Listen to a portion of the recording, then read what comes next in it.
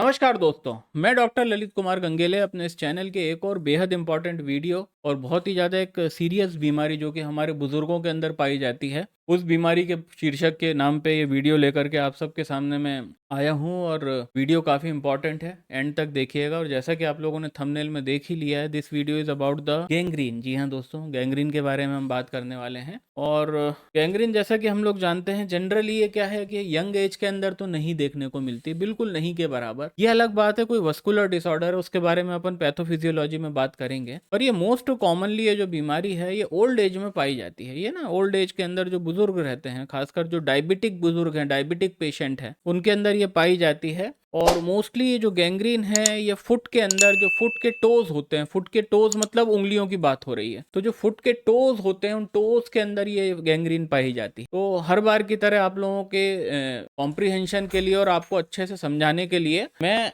एक दूसरी स्क्रीन पे ले जा रहा हूँ आपको, और जहाँ पे मैं आपको 2 मिनट के अंदर इस चीज को क्लियर कर दूंगा कि एग्जैक्टली व्हाट इज गैंग्रीन क्या होती है। अब जैसा कि आप मेरे पीछे देख पा रहे हैं इस स्क्रीन को, कि this is what is known as the gangrene. दोस्तों ये गैंग्रीन है। कि गैंग्रीन के अंदर लोग क्या है कि अब एक यहाँ पे एक मिथ क्लियर कर दूं मैं आपको कि गैंग्रीन जब भी हम बात करते हैं तो लोगों के दिमाग के अंदर क्या चीज पैदा होती है कि जब भी मैं गैंग्रीन की बात करूंगा तो लोगों को क्या लगेगा कि अरे पैर इतना पूरा का पूरा, जैसे ये पूरा पंजा सड़ गया होगा, पंजा गीला होगा, उसके अंदर सड़न होगी, सड़न के साथ साथ वहाँ कीड़े रेंग रहे होंगे, है ना। ये बहुत ज्यादा बड़े हिस्से में एक ही बार में ये चीज हो जाएगा, ऐसा नहीं है दोस्त। ये ऐसा बिल्कुल नहीं है कि गैंग्रीन, सबसे पहले मैं करूं कि वो अलग चीजें हैं, वो बीमारियां अलग हैं। जैसे कि वेरिकोज अल्सर्स हो जाते हैं तो उसमें फुट खराब होता है, इंडोलेंट अल्सर्स हो जाते हैं, वो एक अलग चीज होती है। सेल्यूलाइटिस ये मतलब 3-4 चीजें हैं जो एकदम एकदम एक दूसरे के बहुत सिमिलर दिखती हैं, खासकर varicose ulcer, indolent ulcer, cellulitis के केसेस और गैंग्रीन। अब गैंग्रीन को आपको मैं इसलिए ये मिथ क्लियर कर दूं कि गैंग्रीन की स्टार्टिंग ब्लैक होने से होती है। आप ये अच्छे से याद रखें, जो ड्राई गैंग्रीन का फॉर्म होता है, ड्राई गैंग्रीन ही ओरिजिनल गैंग्रीन है as per the pathology, as per as the micropathology जो है, जो ओरिजिनल गैंग्रीन है। और अगर आप ये मेरे पीछे जो स्लाइड है, अभी वापस से लेके जाऊंगा आपको वहां पे प्रॉपरली, अभी तो मैं एक्सप्लेन करने के उद्देश्य से वापस इस स्क्रीन पे आ गया। वहां पे आप देखिएगा ज्यादातर में आपको ब्लैक ही दिख रहा है, और ब्लैक दिख रहा है और छोटे से एरिया से स्टार्ट होती है। तो यहाँ पे दो बात क्लिनिकली समझने वाली है कि गैंग्रीन हमेशा ब्लैक होती है, पहली चीज, और गैंग्रीन हमेशा एक छोटी उंगली से, छोटी मतलब चीटी उंगली की बात नहीं कर रहा, तो कोई भी एक उंगली पैर की जो टोज होती है वहां से इसकी स्टार्ट होगी। ये अलग बात है कि आपने उसको बीच में नहीं रोक पाए तो वो बढ़ता जाएगा, वो ब्लैकनेस ऊपर की तरफ बढ़ती जाएगी। मे भी पूरा का पूरा फुट इन्वॉल्व हो जाए या आधा फुट इन्वॉल्व हो जाए। तो ये दो चीजें यहाँ क्लिनिकल समझिए कि गैंग्रीन हमेशा ब्लैक होती है। लोग क्या सोचते हैं, गैंग्रीन के नाम पे सड़ा गला पैर की उम्मीद करते हैं, वैसा नहीं मिलता। मिलेगा अनकंट्रोल्ड केसेस में, बहुत एडवांस्ड केसेस में, ऐसे केसेस में जिसको गैंग्रीन की स्टार्ट हुए 1 साल हो चुका है, वहां जरूर मिलेगा, पर इनिशियली नहीं मिलेगा। तो ब्लैक से स्टार्ट होता है, और हमेशा एक छोटी उंगली, कोई भी पैर की 5 उंगलियों में से एक उंगली मतलब टो से स्टार्ट होता है। दो चीजों आपको मैं इसलिए अच्छे से बता दे रहा हूँ, ठीक है। अब ये काला काला देख रहे हैं आप, black black baa baa black ship, है ना। एक सेकंड, अरे यार ये क्या हो गया, एक सेकंड। आप ये ब्लैक देख रहे हैं ना, ये जो ब्लैक आप देख रहे हैं, this is what is known as the gangrene, है ना। तो अब ये तो एक प्रकार का रिप्रेजेंटेटिव डायग्राम है, कार्टून के रूप में या ड्राइंग के रूप में है। अभी ओरिजिनली आप ये देखिए इस तरह से स्टार्टिंग होती है। This is what is known as gangrene. ये अपर लिम्ब का है, ये हाथ का है। मैंने क्या बोला, ये मोस्टली टोज में पाया जाता है, ठीक है। बट गैंग्रीन का फिनोमिना बॉडी के किसी भी पार्ट में पाया जा सकता है। कोई भी पार्ट के अंदर मुंह उठा के गैंग्रीन हो सकती है, चाहे वो अपर लिम्ब हो, चाहे वो लोअर लिम्ब हो, चाहे वो हमारा ट्रंक हो, चाहे हमारा डॉर्सल रीजन हो, चाहे हमारा कोई इंटरनल ऑर्गन हो, ये गैंग्रीन कहीं पे भी हो सकती है। क्यों? इसके पीछे जो पैथोफिजियोलॉजी है, वो पैथोफिजियोलॉजी अगर प्रेजेंट है, जिस जगह पे वो पैथोफिजियोलॉजी प्रेजेंट होगी वहां पे हो जाएगी। तो ये देख रहे हैं ना, ये ब्लैक पड़ गई है उंगली। This is dry gangrene. Dry gangrene is the original form and type of the gangrene. Dry gangrene is that type of the gangrene which is most commonly found among the people, और हम अपनी clinical practice में इसको बहुत frequently देख पाएंगे, ठीक है। ये देखिए, ये पूरा का पूरा आधा लगभग पंजा जो है, पंजे का बहुत बड़ा हिस्सा इसमें इन्वॉल्व हो गया। ओरिजिनल फोटो देखनी, आप ये देखिए, दिस इज, ये आप देख रहे हैं, ये अपर लिम्ब का है, ये हाथ का फोटो है, ये ओरिजिनल फोटो है, पेशेंट का खींचा गया फोटो है। इसके अंदर देखिए पूरा हाथ ब्लैक हो रहा है। ये ब्लैक से स्टार्ट होगा, क्यों? क्योंकि ब्लड सप्लाई नहीं है। पैथोफिजियोलॉजी के अंदर मैं बताऊंगा आपको ये बात अच्छे से, ठीक है। तो this is what is known as the gangrene. ये देखिए ग्रेट टो का गैंग्रीन, है ना, ये ग्रेट टो का गैंग्रीन, ये देखिए आप, ये टोस का मतलब ज्यादातर पिक्चरों में आपको ये देखिए आप, ये देखिए ये है, ये लोअर लिम का, फुट का गैंग्रीन है, गैंग्रीन ऑफ फुट, ब्लैक हो रहा है, ये देखिए, this is yet another example, ये बहुत अच्छा एग्जांपल है। तो अब इसके बाद गंदे वाले फोटो चालू हो गए। अब मैं यहाँ पे एक चीज टाइप करूंगा, ठीक है, अब इसके आगे से मैं पीपीटी हटाऊंगा, मेरे को पीपीटी नहीं देखने का है, मेरे को बस पैथोफिजियोलॉजी देखना है। तो जो पैथोफिजियोलॉजी क्या बता रहा है इसके अंदर, थोड़ा सा बड़ा, ठीक है, अब मैं 1 मिनट में बताता हूँ। चलो मैं इसकी पैथोलॉजी पैथोफिजियोलॉजी आपको ऐसे ही बता देता हूँ, ये कि ये सब बड़ी बड़ी बातें स्टार्ट कर दी है लोग। चलो हम यहाँ पे थे, हम इसी स्क्रीन पे रहते हैं। अब ये भाई, अब सीधी सी बात है, अब ये गैंग्रीन हो क्यों रही है, why any person why any, हमारे कोई भी बुजुर्ग जो है उनको गैंग्रीन कैसे हो जाएगी। अब गैंग्रीन के अंदर सबसे पहले डायबिटीज, आप बहुत इंपॉर्टेंटली याद रखिएगा, डायबिटीज के पेशेंट को गैंग्रीन होती है। गैंग्रीन कुछ भी नहीं है, gangrene is basically infection of the tissue, सीधी सी बात है। जब भी हम मायोकार्डियल इन्फॉक्शन की बात करते हैं, तो अगर हम हार्ट को देख पाते, रियल टाइम में जिंदा आदमी के हार्ट को देख पाते कि यार उसका मायोकार्डियल इन्फॉक्शन है, एमआई के अंदर हार्ट का कौन से हिस्सा डेड हो चुका है, तो हमको यही ब्लैक कलर का टिश्यू वहां पर पे भी देखने को मिलता है। क्यों, अब आप समझ गए हो क्यों, क्योंकि जितने लोगों ने कार्डियक सीरीज देखी उनको खटाक से बिल्कुल समझ में आ गया है, और बाकियों को वैसे ही, आप लोग सब मेरे जो फॉलोअर्स हैं, they are all legitimate and practising doctor, तो कुछ बताने की ज्यादा जरूरत नहीं है। दोस्तों, जब भी ब्लड सप्लाई जो कि उंगलियों तक जा रही है, वो ब्लड सप्लाई, मैं आर्टरी की बात कर रहा हूं, मैं वेन की बात नहीं कर रहा, है ना, मैं वेन की बात नहीं कर रहा, मैं आर्टरी की बात कर रहा हूं। तो जब भी जो टोज है, हमारी पैर के पंजे के टोज हैं, या फिर हमने कहीं हाथ के पिक्चर देखे कि पूरा आधा हाथ के अंदर जो है वो गैंग्रीन हो चुका है, वो ब्लैक है, अभी मैंने आपको फोटो दिखाया था। तो जब भी ब्लड सप्लाई जो जा रही है आर्टरी के फॉर्म में किसी भी टिश्यू तक, कौन से टिश्यू, मैं एग्जांपल ले लेता हूं, पैर के पंजे की कोई उंगली, दोस्तों जब वो ब्लड सप्लाई ब्लॉक हो जाएगी,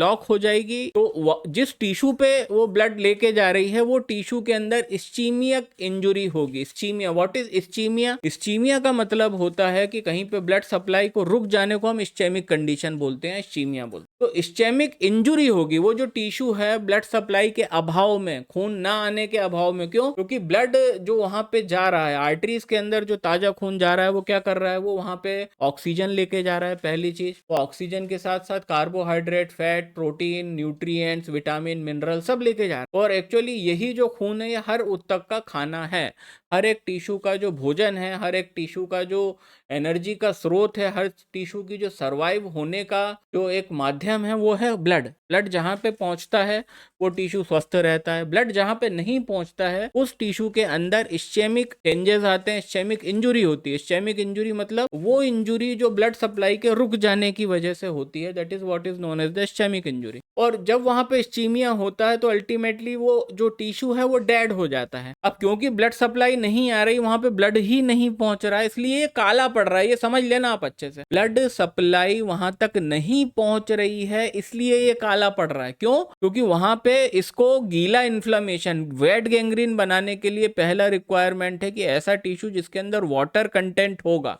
जब वो डेड होगा तो वो सीधे वेट गैंग्रीन में बदल जाएगा, सड़ने लगेगा। जैसे इंटेस्टाइन, आते हैं, आंतों में होती है वेट गैंग्रीन होती है, मैंने देखी है ना, पेशेंट के अंदर मिली वेट गैंग्रीन मिली, उसकी आंतों को ऐसा कच्च कच्च करके दोनों तरफ से काट दिया, बीच का गैंग्रीनस हिस्सा निकाल दिया और वापस से जहां से काटा था उसको जोड़ दिया गया। तो वेट गैंग्रीन जनरली ऐसे पार्ट में होगी जहां पे मसल्स, जहां पे बेसिकली वाटर कंटेंट ज्यादा है। जैसे कि मान लीजिए किसको एब्डोमिनल वॉल पे सप्लाई करने वाली जो ब्लड वेसल है वो किसी कारण से वो ब्लॉक हो गई, है ना, वो ब्लॉक हो गई। वो ब्लॉक जब हुई तो अल्टीमेटली वो एब्डोमिनल वॉल पे ब्लड नहीं पहुंच रहा है। तो जब वहां पे नहीं पहुंचेगा तो ये एक सॉफ्ट टिश्यू है, हार्ड टिश्यू नहीं है। पंजा तो हार्ड टिश्यू है, पंजे में कुछ नहीं है, पंजे की उंगलियों में कुछ नहीं है। पंजे की उंगलियों के अंदर पहली तो मोटी सी हड्डी को कवर करने के लिए कुछ हल्के फुल्के सॉफ्ट टिश्यू है, ऊपर से स्किन है। जब यहाँ पे ब्लड रुकेगा तो यहाँ पे सड़ने जैसा कुछ नहीं है, क्योंकि माल ही नहीं है उतना।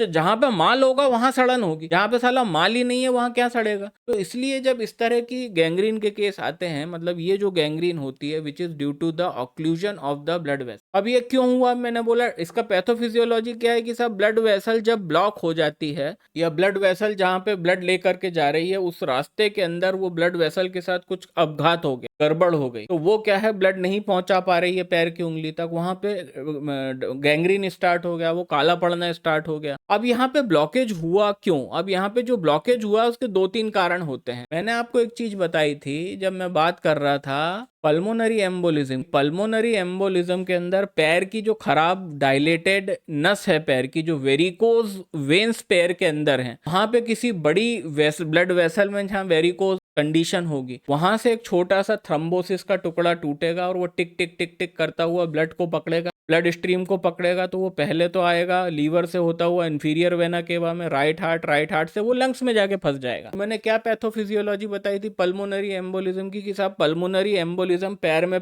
पैदा होता है और वो ब्लड स्ट्रीम को पकड़ के लंग्स में आके फंस जाता है। इसका उल्टा है सिस्टेमिक एम्बोलिज्म। सिस्टेमिक एम्बोलिज्म मतलब हार्ट के लेफ्ट वेंट्रिकुलर चैम्बर के अंदर कई बार हार्ट के डायलेटेशन में हार्ट की वॉल के ऊपर छोटे छोटे थ्रोम्बोसिस हो जाते हैं। वो या तो हार्ट से टूट के एयोर्टा को पकड़ के नीचे आया, मतलब पहला केस में पल्मोनरी एम्बोलिज्म में एम्बोलिज्म का पैदा कहाँ पे हुआ? पैर पे हुआ और वो लंग्स में आके फंसा। यहाँ पे एम्बोलिज्म हार्ट में पैदा हुआ और वो नीचे पंजे में जाके उंगली के साथ फंस गया वहां, मतलब जो उंगली को ब्लड सप्लाई दे रही है। और ये ऐसा जरूरी नहीं है कि लेफ्ट हार्ट से ही पैदा होगा, ये लेफ्ट हार्ट से जहां से सिस्टेमिक सर्कुलेशन की शुरुआत हो रही है, जहां से प्योर ब्लड बॉडी को पंपिंग की शुरुआत हो रही है, तो वो कौन सा, उसका सृजन कहां से? जैसे गंगा कहां से पैदा हुई? गौमुख से पैदा हुई। नर्मदा नदी कहां से पैदा हुई? साहब ओमकार वो अमरकंटक से पैदा हुई। उसी तरह से बॉडी के अंदर प्योर ब्लड को जो देने का जो सिस्टम है, ये जो नदी है, इसकी शुरुआत कहां से हुई? इस नदी की शुरुआत हुई है लेफ्ट हार्ट से। क्यों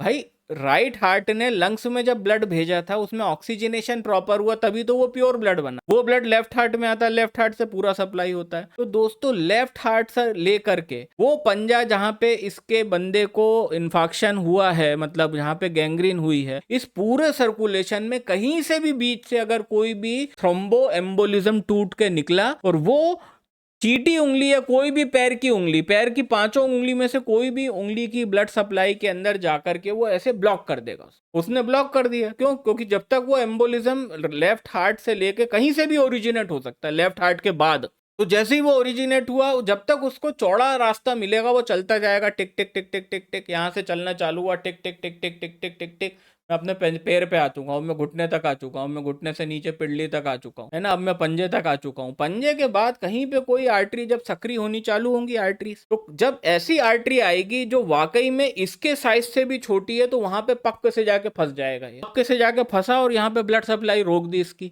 उंगली की, तो जिस उंगली की ब्लड सप्लाई रुक जाएगी उस उंगली में वहां पे इन्फेक्शन पैदा होना चालू हो जाएगा। It is as simple as that. क्यों? क्योंकि जो मैंने आपको डायग्राम बताए थे उसके अंदर कुछ हाथ के भी तो फोटो थे। आप ये तो देखिए, यहाँ पे हाथ का फोटो है। अब इस आदमी के हाथ की ब्लड सप्लाई कैसे रुक सकती है? कॉमन सेंस बताओ। भले कितने ही डायबिटिक हो, मैंने कितने ही डायबिटिक आदमी को सिर्फ पंजे पे ही मैंने इन्फेक्शन देखा है, वो भी पंजे के छोटी उंगलियों में देखा है। मतलब इतनी जुर्रत भी नहीं होती है इन थ्रोम्बो एम्बोलिज्म की कि ये 4 उंगली में करेंगे, अंगूठे तक में नहीं करते। मेरे को पता है ना, क्योंकि अंगूठे की ब्लड सप्लाई का जो साइज रहता है वो बड़ा रहता है। इन्फेक्शन, ये जो एम्बोलिज्म बहुत छोटे रहते हैं, तो इन्फेक्शन करने के लिए ऐसी ब्लड वेसल चाहिए जो इस एम्बोलिज्म के साइज से भी छोटी हो। That is the requirement. तो इसलिए जनरली छोटी उंगलियां, अंगूठे को छोड़ दो पंजे के, तो जो बची हुई 4 उंगलियां हैं कांड उन्हीं में होता है। और सबसे इंपॉर्टेंटली लेटरल 3 उंगली में, चीटी उंगली उसके बगल वाली और मिडिल फिंगर में ही होता है, मिडिल टो में। अंगूठा और अंगूठे के बगल की जो उंगली है वो भी फ्री हो जाती है, क्योंकि अंगूठे और उस उंगली की सप्लाई एक होती है। बट अगर इस बंदे के हाथ में अगर इन्फेक्शन हो गया है, तो ये सिर्फ एम्बोलिज्म का काम है, ये थ्रोम्बो एम्बोलिज्म का काम है। ये डायबिटिक में भी नहीं होता, क्योंकि ये करना बड़ा कठिन है। इसके लिए बहुत अनकंट्रोल्ड पुअर डायबिटिक कंट्रोल चाहिए, कम से कम 60 साल के लिए, तब जाके ऐसी कंडीशन बने। तो पहला जो पैथोफिजियोलॉजिकल बेस पे जो पहला कॉज है जो मतलब गैंग्रीन होने का, खासकर ये काली वाली ड्राई गैंग्रीन, जो कि 90% से ज्यादा केसेस अगर आपके पास गैंग्रीन के आए तो वो ये काले काले ड्राई गैंग्रीन के केस होंगे। वेट गैंग्रीन बहुत कम आता, और वेट गैंग्रीन आ गई तो फट के जो है ना पान पराग हो जाएगी देख के, जिस दिन वेट गैंग्रीन देख ली। लिटरली यही मेरा मानना है कि फट के पान पराग हो जाएगी कि अब वेट गैंग्रीन आपने जब देख लिया, आपकी हिम्मत नहीं होगी दवा दे, क्योंकि मेरी तो नहीं हुई थी। मैंने बोला हमसे ना हो पाएगा भाई, ये हो ही नहीं सकता, इतना बुरा केस होता है वेट गैंग्रीन। तो मैं यही चीज बता रहा था। तो जो पैथोफिजियोलॉजी में इसका जो पहला कारण है जिसकी वजह से ये कंडीशन बनती है। What is that? That is the thromboembolism. किसी भी प्रकार का थ्रोम्बोएम्बोलिक फिनोमिना हो रहा है तो ये थ्रोम्बोएम्बोलिज्म ब्लड सप्लाई को जाकर क्लॉग कर देगा। क्लॉग मतलब बंद कर देगा, ब्लड सप्लाई रुक जाएगी। ब्लड सप्लाई रुकेगी, इस्चीमिया हो जाएगा। इस्चीमिया होगा तो इस्चेमिक चेंजेस आ जाएंगे, इन्फाक्शन होगा। और बेसिकली ये जो काला टिश्यू आप देख रहे हो ना, इट इज इन्फाक्टेड टिश्यू, इन्फाक्शन हो गया है। और इसको इसलिए हम गैंग्रीन बोलते हैं, ब्लैक गैंग्रीन, ड्राई गैंग्रीन और इन्फाक्शन हो गया। ठीक है।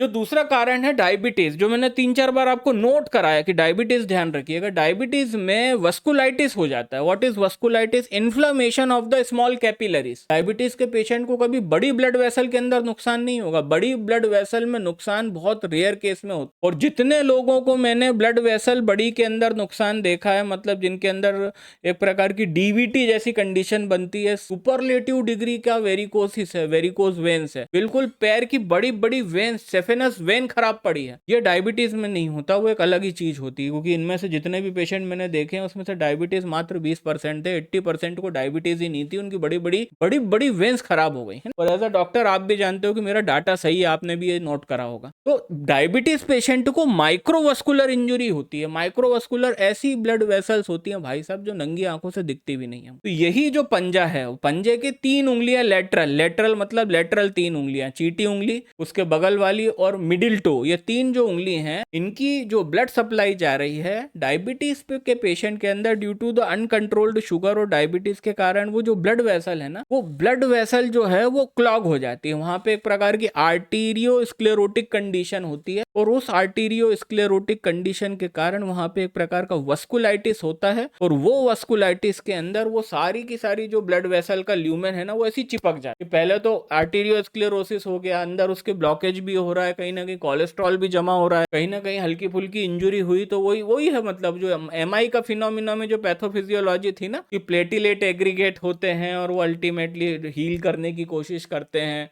और अल्टीमेटली ये जो पूरी ब्लड वेसल ऐसी चपटी होकर चिपक जाती है। यही वस्कुलाइटिस में होता है, चंपट हो जाएगी, बिल्कुल चंपट मतलब चिपक गई, ऑक्लूड हो गई। और जब ये ऑक्लूड हुई तो वो जो 3 उंगली जो कोने की है, छोटी, सबसे छोटी, उसके बगल वाली और मिडिल टो, सबसे कॉमनली गैंग्रीन यहीं देखने को मिलती है, इसलिए मैं बार बार बता रहा हूँ। ठीक है। वहां पे ब्लड सप्लाई नहीं जाएगी, इस्चीमिया हो जाएगा, इस्चेमिक चेंजेस होंगे। वो इस्चीमिया कंसिस्टेंटली वहीं टिका रहेगा। तो इनिशियली इस्चीमिया हो चुका है, पेशेंट को नहीं है पता, पेशेंट को कुछ नहीं पता, पेशेंट का पैर बढ़िया दिख रहा है, पेशेंट को नहीं। फिर धीरे से इस्चेमिक चेंजेस दिखने लगेंगे, टो काला पड़ना चालू होगा। टो से लोगों को बड़ा अंगूठा समझ में आता है। टो का मतलब होता है पैर के पंजे की उंगलियों को टो बोलते हैं, जैसे इसको फिंगर बोलते हैं। और वो जो टो को, जो आप अंगूठे को बड़ो बोलते हो, तो अंगूठा क्या है? अंगूठे को ग्रेट टो बोलते हैं। ग्रेट टो, ग्रेट मतलब बड़ा अंगूठा। ठीक है। तो ये काला पड़ना चालू होगा, इस्चेमिक चेंजेस दिखेंगे, और बस अल्टीमेटली वही चीज फिर अलार्मिंग हो जाती है। आप देखोगे, पेशेंट के अटेंडेंट देखेंगे और वो भग के डॉक्टर के पास आते हैं। तो this is my guys, this is what is known as the gangrene. अब ये पूरा मैंने सब समझा दिया, क्या होता है, कैसा दिखता है, क्यों होता है, वेट गैंग्रीन क्या है, ड्राई गैंग्रीन क्या है, किस जगह पाई जाएगी, सब बता दिया आपको, खत्म बात। अब सीधे आते हैं ट्रीटमेंट पे। एलोपैथी में कोई ट्रीटमेंट नहीं है, एंटीबायोटिक्स देते हैं और रीपरफ्यूजन थेरेपी पे ध्यान देते हैं। रीपरफ्यूजन मतलब वो जो ब्लड वेसल जहाँ पे या तो आर्टीरियोस्क्लेरोसिस के कारण ब्लॉक हो गया है डायबिटिक पेशेंट के अंदर, माइक्रोवस्कुलाइटिस में, या फिर कोई थ्रोम्बोटिक के फिनोमिना के कारण, थ्रोम्बोएम्बोलिज्म के कारण, तो बस वही उनका टारगेट रहता है कि खून को पतला करने की दवाइयां देना और ये सब। अब होम्योपैथी पे आते हैं। The 3 most important medicine indicated in the case of the gangrene, this type of dry black gangrene are, जो सबसे इंपॉर्टेंट पहली मेडिसिन है और जो सबसे इंपॉर्टेंट है, बाकी 2 से भी ज्यादा इंपॉर्टेंट ये मेडिसिन है, दैट इज सीकल कोर। जी हाँ दोस्तों, sickle core in the 30 potency में देनी है आपको अपने पेशेंट को। The second most important medicine is which is indicated in this case is the second medicine जो है दैट इज आर्सेनिक एल्बम। जी हाँ दोस्तों, बहुत इंपॉर्टेंट है arsenic album in the 30 potency. Sickle core के अंदर इनबिल्ट कैरेक्टरिस्टिक है ब्लैक ड्राई गैंग्रीन के, आप ये याद रखना। कोई भी रिपर्टरी उठाकर देख लो, दुनिया की कंप्लीट डायनेमिक्स के लेकर के, डिजिटल रिपर्टरी से लेकर के आप मैनुअल रिपर्टरी तक उठा लीजिए, आप जब भी गैंग्रीन सर्च करिएगा आपको सबसे इंपॉर्टेंटली सीकल कोर मिलने वाली है। ठीक है। आर्सेनिक, सेकंड मेडिसिन है। और थर्ड मेडिसिन है आपको सिकल कोर और आर्सेनिक एल्बम अपने पेशेंट को 30 पोटेंसी में देनी है, 4 गोली दिन भर में 2 से 3 बार। And the third medicine is the lachesis. जी हाँ दोस्त, लैकेसिस इन द 30 पोटेंसी। इससे भी आपको अपने पेशेंट को 4 गोली दिन भर में 2 बार देना है। और आपको लगातार ये जो ट्रीटमेंट है ये मिनिमम इनिशियली 2 महीने करना है, और 2 महीने तक बिल्कुल चाक चौबंद नजर रखनी है आपको अपने पेशेंट की कंडीशन पे। जैसे ही आपको लगता है कि अगर इंप्रूवमेंट बढ़िया है, उसका ब्लैकनेस स्टेबल हो गई है, पहला टारगेट है ब्लैकनेस और बढ़े ना, ठीक है, जितनी थी उतनी ही रहे। दूसरा टारगेट है हो सके तो वो कम होना चालू हो, तो वो ब्लैक होगा, ब्लैक के बाद वो पर्पल कलर का होगा, पर्पल के बाद वो थोड़ा डार्क रेड होगा, डार्क रेड के बाद वो हल्का सा रेड होगा, और अल्टीमेटली स्किन कलर में आ जाएगी चीज। और ये चीज देखना है आपको। तो ऐसा नहीं है कि सिर्फ 2 महीने के ट्रीटमेंट में हो जाएगा, 2 महीने तक आप जब इलाज करिएगा तो आपको ये सारे चेंजेस स्टार्ट होते हुए दिख जाएंगे। और सबसे बड़ी प्राथमिकता ट्रीटमेंट की, जो हुआ सो हुआ, हमको पैर को कटने नहीं देना है। हमको पैर की जो उंगली है जिसमें गैंग्रीन हुआ उसका एम्पुटेशन नहीं होने देना है। तो 2 महीने में अगर इस बात का सत्यापन, इस बात का वेरिफिकेशन हो जाता है कि नहीं आपकी दवाएं काम कर रही हैं और चीजें रिवर्स हो रही हैं, तो आने वाले 2 से 3 महीने ट्रीटमेंट को और कंटिन्यू करें और अपने पेशेंट को आप 100% लाभ दे सकते हैं इस गैंग्रीन की कंडीशन में। बहुत बहुत धन्यवाद आप सभी लोगों का अपने जिंदगी के बहुमूल्य समय में से 1 घंटा नहीं, मेरे ख्याल में आधा घंटा निकालने के लिए और इस वीडियो को देखने के लिए। अब आपसे मुलाकात होती है इस हफ्ते में आने वाले और वीडियोस में, और इस हफ्ते होने वाले 3 लाइव स्ट्रीम Q&A सेशन में। तब तक के लिए अपना बहुत ख्याल रखिएगा। नमस्कार।